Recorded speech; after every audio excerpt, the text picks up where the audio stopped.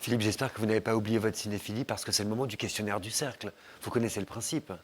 On va plonger ensemble dans votre cinéphilie intérieure. Vous verrez, c'est indolore. Est-ce que vous êtes prêts? Ça vaut mieux qu'une coloscopie. Je ne vous le fais pas dire. Dans quel film est-ce que vous aimeriez vivre? Tiens. Alors, je me souviens de mes réponses. Ah, cool. Ce jour, ça aurait pu être une autre réponse le lendemain ou la veille, hein, bien sûr. Alors, Mais j'avais répondu La collectionneuse de Éric Rohmer, qui est un film qui se passe à côté dans l'arrière-pays de Saint-Tropez, où les gens, c'est vrai, s'évertuent à ne rien faire, ce qui est un vrai travail. Et c'est l'été, il y a quelque chose de doux, il y a une intrigue, mais enfin qui n'est pas, disons, prenante, hein, qui vous laisse... Dans beaucoup de films aujourd'hui, les intrigues sont très prenantes. C'est que vous avez tendance à être étouffé par l'intrigue.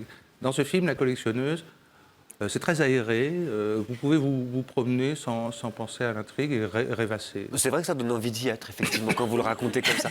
Quand vous avez le moral qui est en berne, quel film est-ce que vous revoyez, Philippe? C'est un film de Tim and Eric qui s'appelle Billionaire Film, je crois que c'est ça.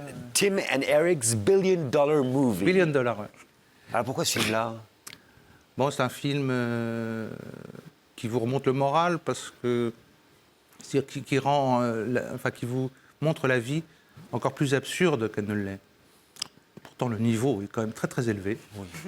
Et là, il dépasse tout entendement. C'est-à-dire que le réel est retourné comme un gant. Et vous avez tendance même à préférer cette version-là.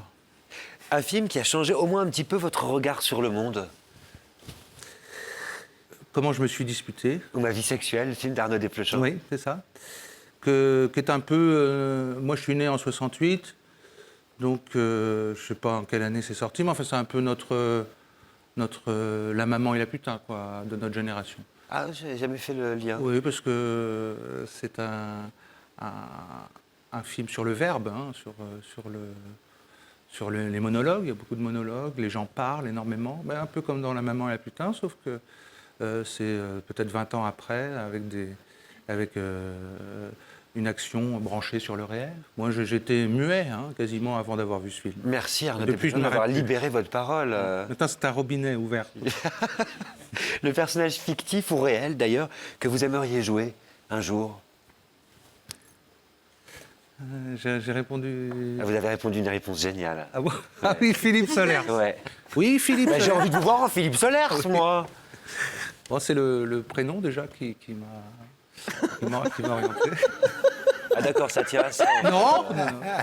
Et non, puis je me suis dit, c'est un personnage intéressant à incarner, d'autant que j'aime ces livres qui sont positifs, hein, il y a un élan de vie dans ces livres, à Philippe Solers. Et puis je me suis dit que ça pouvait être aussi un rôle tranquille à interpréter, parce qu'il est quand même souvent assis sur des chaises, hein, dans des cafés, à discuter. Vous pensez à tout, Philippe. Oui. Ouais. Si la critique de cinéma était une seule et même personne, qu'est-ce que vous aimeriez lui dire, tiens? C'est une parole d'enfant qu'on entend dans les cours de récré, mais qui, à mon avis, est ce qu'il y a de plus vrai et qui perdure toujours. Cette phrase, c'est celui qui dit qu'il l'est. C'est celui qui dit qu'il est. Je pense que le rôle de critique, c'est un peu ça. Hein. Oui, celui qui dit qu'il l'est.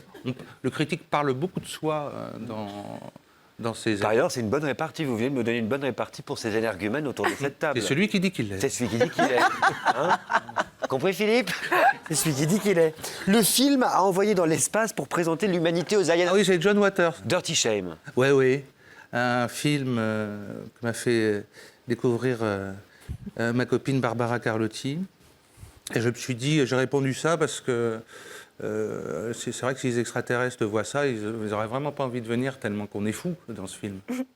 Et de toute façon, c'est vrai, on est fou. Enfin, si je vous regarde, excusez-moi, mais... Non, bien sûr. Mais je me demande pourquoi, soudain, vous n'aimeriez pas que les extraterrestres viennent nous voir, en fait. Moi, je préfère observer qu'être observé. Et vous savez que vous êtes observé tout le temps quand vous faites du cinéma. Vous êtes regardé, même. Oui, bien sûr. Mais vous savez, là, j'ai emprunté l'apparence de Philippe Catherine. Je suis descendu, je ne vous vois aucun mal, hein. Mais je suis descendu vous voir pour mieux vous observer et m'introduire parmi vous. Merci Philippe. On va conclure. Hein.